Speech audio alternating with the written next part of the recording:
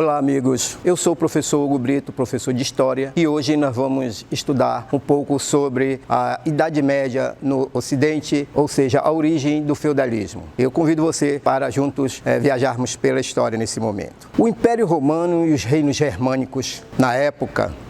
O que foi o Império Romano e os reinos germânicos? Ok? Devido às dificuldades de manter e proteger a grande extensão de suas fronteiras, o Império Romano vivia constantes invasões por conta dos germanos, que eram os povos chamados bárbaros pelos romanos, que viviam além de suas fronteiras, e naquele momento histórico os germanos se aproximaram das fronteiras do Império Romano, e quando adentraram essas fronteiras, então começou o que nós chamamos de decadência do Império Romano. Os romanos designavam os bárbaros como sendo pessoas que viviam, e todos os povos, melhor dizendo, que viviam além de suas fronteiras.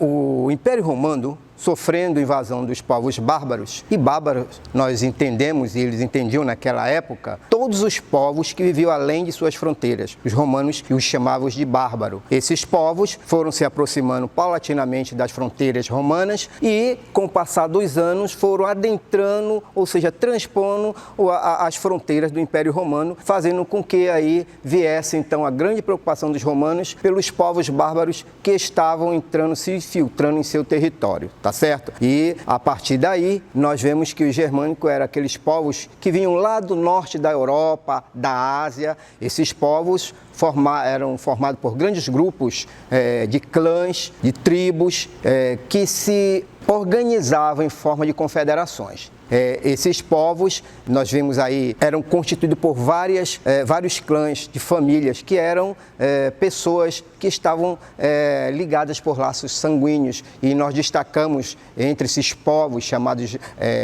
germanos, os francos, os alemanos, os burgúndios, os vândalos, os ostrogodos e os visigodos. Esses povos vieram adentrando sorrateiramente, e a partir dessas invasões começa então um momento de transição histórica no Império Romano, que começa a sofrer perda de território por conta dos povos germanos. Essa pressão, devido ao grande movimento migratório desses povos que vinham para dentro das fronteiras do Império Romano, que vinham da Ásia, com eles vieram os hunos, a tribo dos germanos, dos gogos, dos vândalos, e atravessaram a fronteira do Império. Tá? Esse golpe, vamos assim dizer, mortal no Império Romano vai se dar no ano 476, quando o imperador Rômulo Augusto ele é derrotado ali pelos povos érulos. E então, aí, os historiadores marcam, a partir desse ano, então, a derrocada do Império Romano. Iniciando-se aí, então, o que nós chamamos de Idade Média, ok? Você tem aí, nesse mapa, uma noção de como os povos bárbaros foram se movimentando, entrando dentro do território romano. E você tem aí,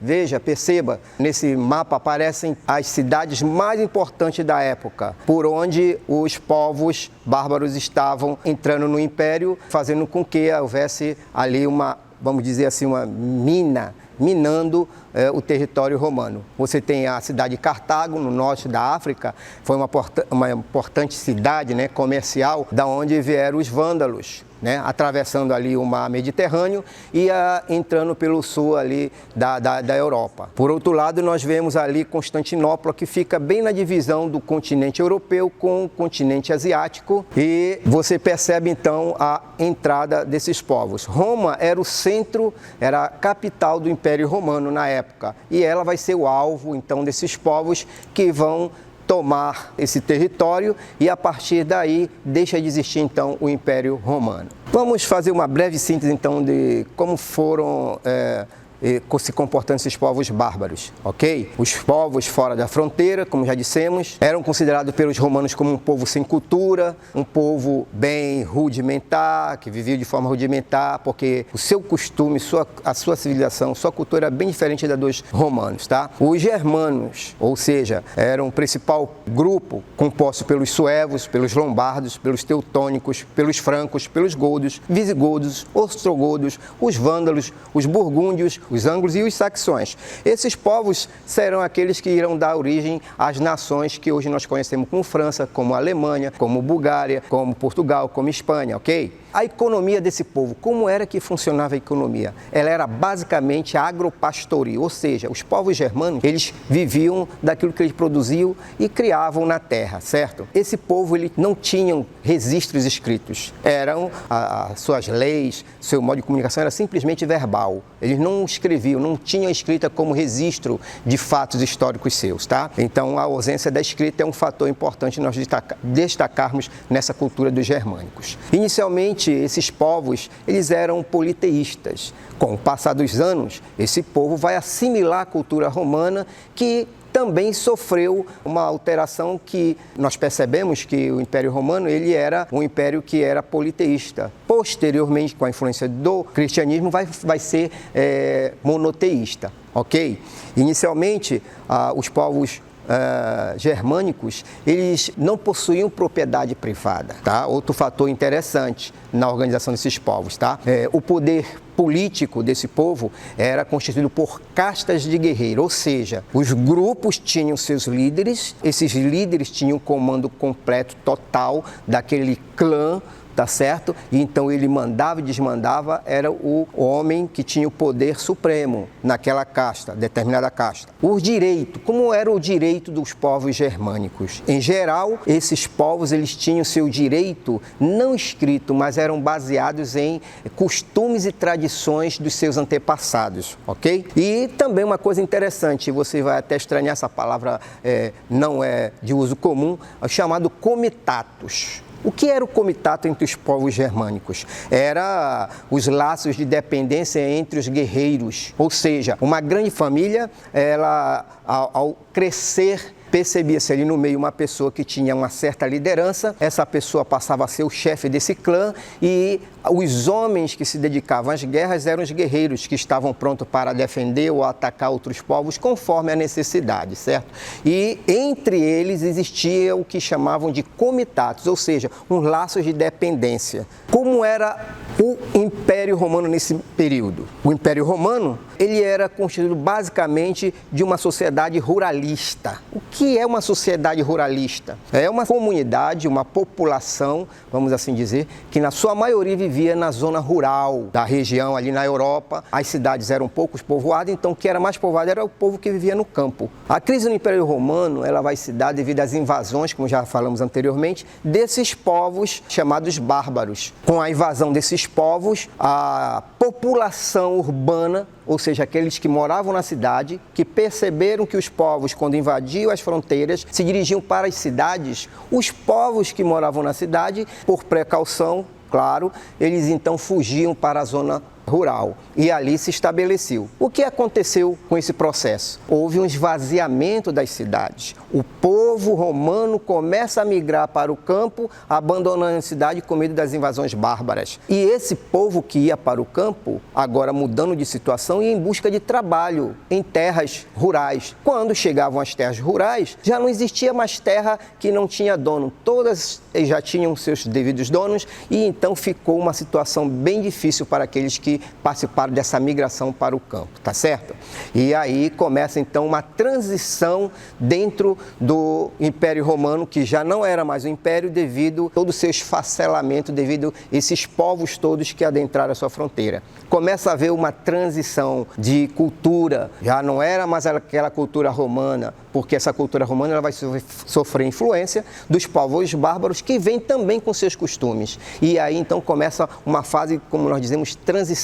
A história nos mostra que esses povos germânicos, eles trouxeram vários conceitos, várias ideias e várias formas agora de lidar com a terra. Uma delas é o que é conhecida como colonato. O que era o colonato, tá certo? Veja, as grandes massas de população que agora fugiam para o interior, tá? Mas a maioria das terras que já da zona rural já tinham dono, elas pertenciam a poucas famílias. Essas famílias passavam a ter influência porque quem naquela época, no Império Romano, quem tinha maior quantidade de terra, esse tinha mais poder. Então, a terra estava estritamente relacionada com o poder naquela época. Entenda bem, havendo essa mudança agora de paradigma, ou seja, um modelo que já não é mais de urbanismo, vida urbana, mas é uma vida rural, há uma alteração nas relações das pessoas, tá certo? Porém, a maioria desses proprietários não possuem recursos para manter a terra. Aí vai se criar agora uma nova forma de relação entre as pessoas, ou seja, aqueles que possuíam terra não tinham pessoas suficientes,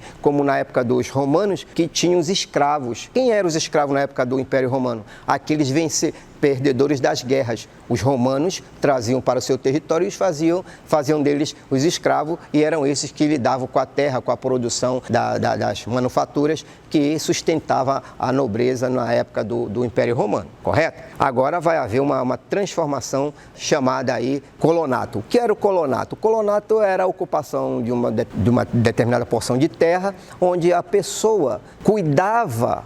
Ela recebia a terra daquele senhor que era o proprietário e ia ter uma relação agora ali vamos dizer assim, de arrendamento. Ou seja, aquele colono ia produzir o produto da terra, da sua agricultura, e repartia com o senhor que era o dono daquela porção de terra. E havia então uma troca. Eu produzia o alimento e o dono me dava a terra, tá certo? Isso vai acontecer que vai levar as pessoas para uma nova dimensão de relações, tá certo? Pois bem, o poder político e jurídico dos povos bárbaros. Como era que se dava esse processo na comunidade dos povos chamados bárbaros ou germanos? Bom, os reinos bárbaros, eles não tinham instituições como os romanos, que na época, naquele período de 476 para diante, né, os romanos já possuíam a instituição do Senado, tal qual temos hoje no Brasil, uma instituição que determina as leis, que é o Senado, são os senadores. Lá, na época do Império Romano, já possuía também uma outra instituição, que era a tribuna da plebe, que era constituído por aqueles cidadãos da plebe, era aqueles cidadãos comuns, ditos comuns. Plebe, a palavra plebe vem de plebeu, ou seja, aqueles que participavam da comunidade em geral. E também haviam já, também na época do Império Romano, já escrita o latim, que era a língua usada no Império Romano, tá certo? E eles já usavam a escrita para registrar todos os fatos, todos os atos legais determinados pela plebe ou pelo Senado. Como nós temos hoje, como já falei, o Senado, a Câmara dos Deputados e assim por diante. As leis dos bárbaros, por sua vez, elas baseavam-se, como nós já dissemos anteriormente, em costumes e tradições, porque eles não tinham escrita, tá certo? Eles não tinham escrita. Como dizemos então, as leis dos bárbaros, elas baseavam-se em costumes e tradições, ok? Era o chamado direito consuetudinário, ou seja, aqueles direitos que vinham através das tradições dos povos, tá? Conforme o costume de determinado clã, de determinado grupo. Era assim que os bárbaros determinavam suas leis, tá certo? A falta de leis escritas e as relações entre os reis e súditos eram baseadas em obrigações morais, como dissemos ainda há pouco. Aquele que era um guerreiro, ele devia juramento de lealdade ao chefe do clã, tá certo? Essas obrigações eram chamadas de laços de fidelidade e honra entre os povos germanos, coisa que no Império Romano tinha uma lei escrita para determinar como o cidadão deveria se comportar, beleza? Vamos falar agora um pouco sobre a formação do feudalismo, tá certo? Ó, buscando um conceito do que era o feudalismo, como compreender o que era esse sistema social em que viviam os povos na transição da derrota do Império Romano, agora com a influência dos povos chamados bárbaros. Vai haver uma mudança social em toda a Europa antiga, tá? A Idade Média, né, que era o modo de produção feudal, se dava lá na zona rural, tá? O feudo, que era uma pequena porção de terra, comparativamente como hoje nós temos o Brasil, que é o seu território todo como nação, dividido em estados e em municípios. O que seria então um feudo nos nossos dias atuais? Os feudos corresponderiam aos estados hoje, como nós temos Amazonas, Pará, Amapá, seriam os feudos. Isso é uma linguagem comparativa. Tá? E nós teríamos então, esses feudos teriam os seus donos, que seriam os vassalos, que são aquelas pessoas aproximadas com aproximação pessoal do rei, que era o proprietário de todo o território naquela época. Era uma relação de dependência pessoal do senhor feudal que recebia as terras do rei, tá? Daquele senhor que era o todo-poderoso. Essa relação era de, vamos assim dizer, também de relação de confiança, tá certo? Essa síntese das instituições romanas, ela vai se dar juntamente com a assimilação dos costumes bárbaros, tá? Nós vamos ter ali a sociedade romana, que tinha ali a vila, tá? Que vai passar a se chamar feudo, tá certo? Nós temos o colonato, que é aquele regime de servidão, aquele colono que vai ocupar a terra, fazer a produção dos produtos e dividir com o senhor feudal, e temos o cristianismo como religião oficial, posteriormente, já no final do Império Romano, né, a assimilação da cultura lá, que vem lá do Oriente, que é o cristianismo, né, por conta da igreja que vai se estabelecer e vai implantar dentro do Império Romano a religião monoteísta, o cristianismo, ok? Do outro lado nós temos os germânicos, tá certo? Com seu costume do comitatus, né, que é baseado na lealdade, o beneficium, que é a recompensa, tá certo? E o direito de consuetudinário, como já falamos, que era baseado em tradições, tá, dos antepassados dos povos, beleza? Pois bem, vamos falar um pouco da origem do feudalismo no que diz respeito à sua definição. Temos por definição como feudalismo, tá certo? Era a forma de organização social e política baseada nas relações de fidelidade e dependência entre os homens naquele período de 1476 até 1784, quando se dá a Revolução Francesa, ok? Depois da desintegração do Império Romano, do Império Carolíngio, melhor dizendo, os reis perderam seu poder para os membros da nobreza. Esses membros da nobreza vão se tornar os senhores feudais que possuíam a terra. Lembra o que nós falamos ainda há pouco? A necessidade de defender seus territórios de invasões e fortalecer ainda mais o poder local exercido pelos nobres. Isso vai causar uma transformação social e política na Europa antiga. É quando vai surgir os reinos, e esses reinos vão ter seus reis, que vão ter seus vassalos proprietários de terra, que vão se tornar os senhores feudais, que vão desenvolver um grande poder sobre a terra e sobre aqueles que nela moram. Os reis faziam alianças individualmente com os nobres para assegurar a lealdade destes. Eram feitos acordos, né, tratados, e essa era a relação no feudalismo, ok? As características do feudalismo, nós vamos ter aí então, entre os séculos 9 e 11, a conciliação das principais características dessa nova forma, dessa nova ordem que vai se estabelecer com a introdução da cultura dos povos bárbaros, tá certo? Vai ocasionar o enfraquecimento do poder central, ou seja, o rei não vai ter mais o seu poder absoluto, vai haver a criação dos feudos, que, como eu falei ainda há pouco, aquelas porções de terras que eram dadas pelos reis aos seus vassalos, que eram as pessoas nobres ligadas por parentesco de sangue ou por afinidades pessoais de aproximação, tá certo? Cada senhor feudal criava suas próprias leis, cobrava tributo, administrava a justiça dentro do seu feudo. Então você percebe aí que essa relação agora de poder, à medida que vai avançando os anos, tá certo? Os laços de dependência pessoal vão se estreitando, e a economia desse período agora chamado feudalismo, ela vai se basear estritamente na agricultura de subsistência. O que é isso? A agricultura de subsistência. Era aquela agricultura onde aquele que produzia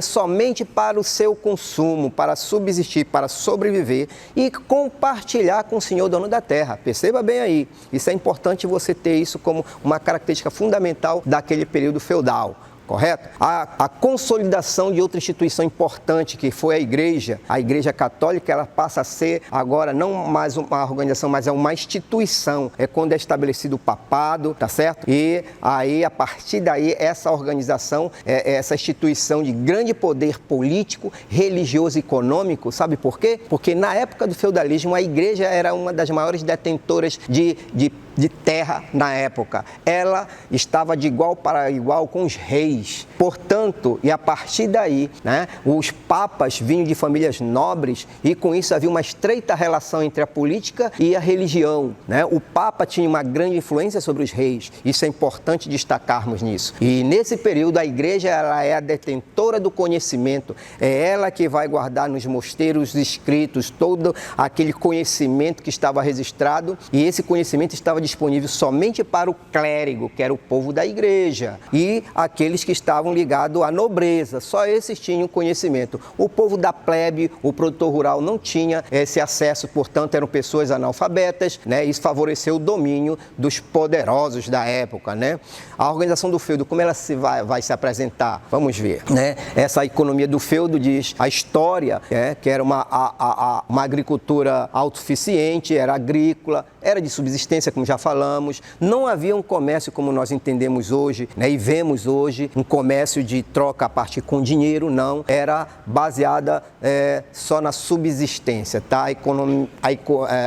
A unidade econômica básica desse período era o feudo, certo? Ou o benefício que as pessoas da plebe, aquele camarada agricultor que vivia numa situação lá, lembram, lá na cidade, ele vai agora para o campo, não é dono de terra, ele vai trabalhar para um senhor e a partir daí vai ter essa relação de troca com o senhor feudal. É isso aí. Então vai haver essa questão de 3 classes vão começar a surgir nesse período. É o manso senhoral. O que é um manso? O manso senhoral é aquela construção, vamos assim colocar, como nós vemos nos filmes de época, né? Os castelos rodeados de aldeões, e esses aldeões produziam fora dos castelos, sustentavam o senhor feudal, o dono do castelo, que dava proteção, quando necessário, aos seus que moravam no seu feudo, e também ele passava uma parte dessa produção para o rei. Lembram-se lá? Que o rei dava para o seu vassalo, que se tornava um senhor feudal, e esse senhor, ele ia então administrar aquela terra. Era o chamado manso senhorio, ou seja, o castelo,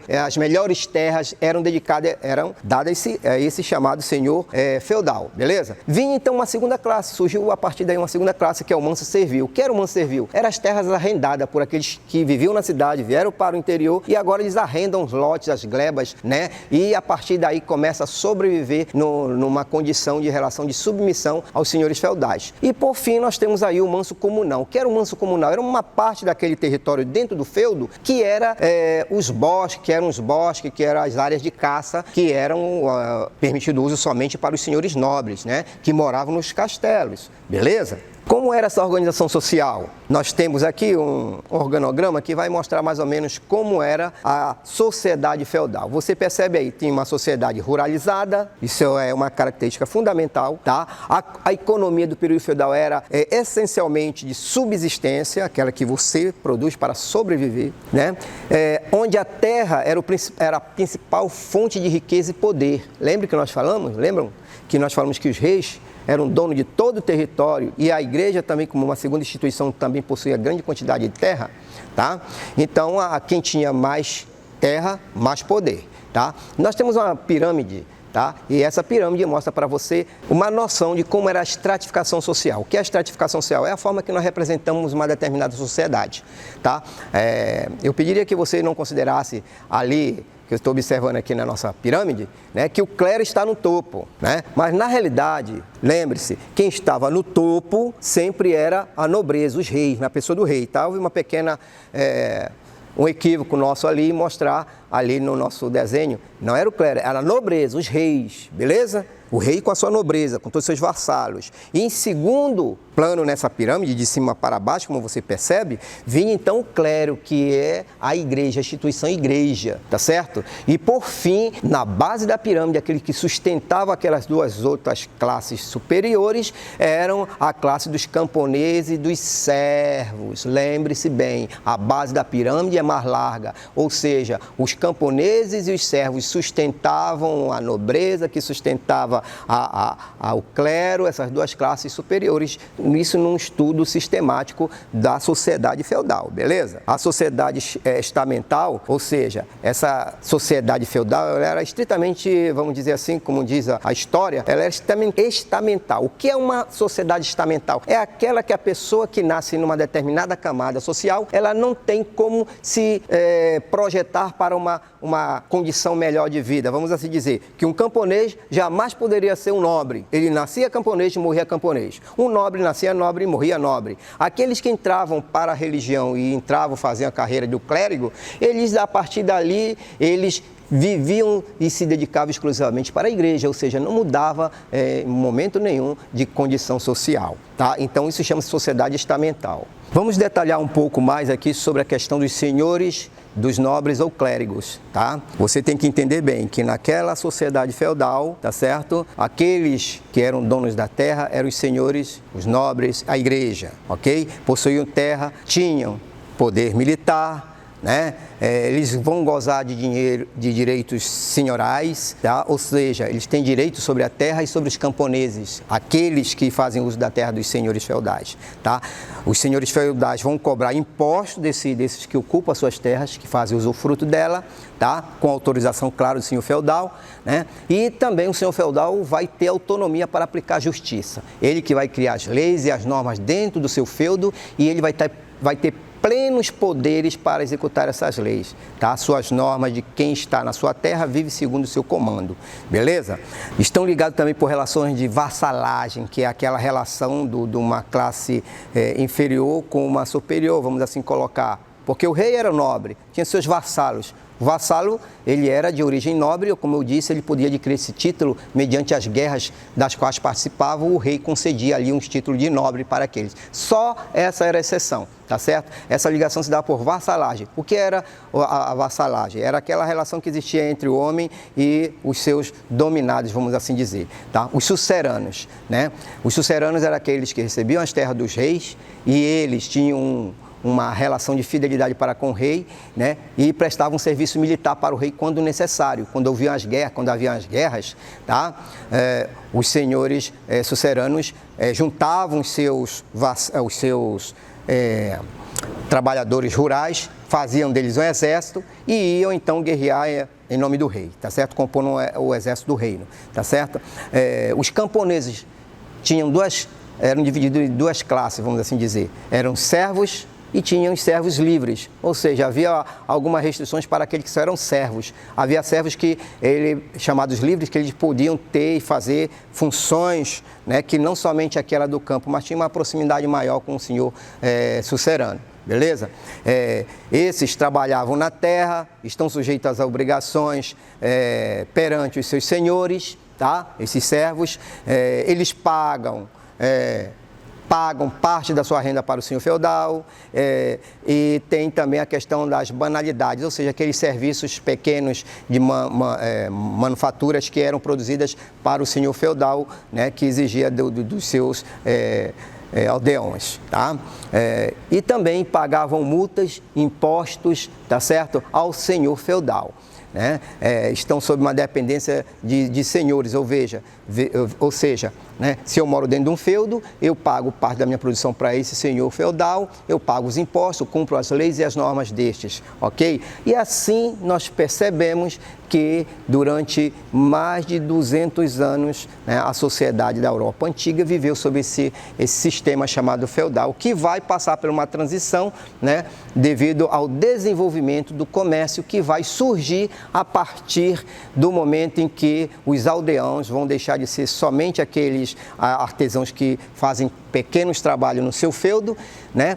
Vai haver um desenvolvimento de tecnologia na agricultura, esse desenvolvimento e a aplicação dessa tecnologia na agricultura vai favorecer o desenvolvimento da produção, que vai favorecer o aparecimento do comércio, como nós dizemos hoje, onde a troca não se fazia mais mercadorias por mercadoria, porque vai surgir o dinheiro, né? O dinheiro, a moeda. Tá? E a partir daí vai se surgir o comércio, que é o objeto de um outro assunto, de um outro momento que nós iremos tratar com vocês. Por aqui nós vamos ficando por hoje, espero que você tenha gostado e deixamos para você aí uma breve atividade que é muito simples, diante de tudo isso que você ouviu da nossa exposição e com auxílio do livro didático, que com certeza você vai ter em suas mãos ou pesquisar na internet, né, sobre o feudalismo. Faça uma dissertação, escreva uma breve redação daquilo aquilo que você entendeu do feudalismo, onde você deve mostrar a configuração, como era a composição do sistema feudal, quem mandava, quem obedecia,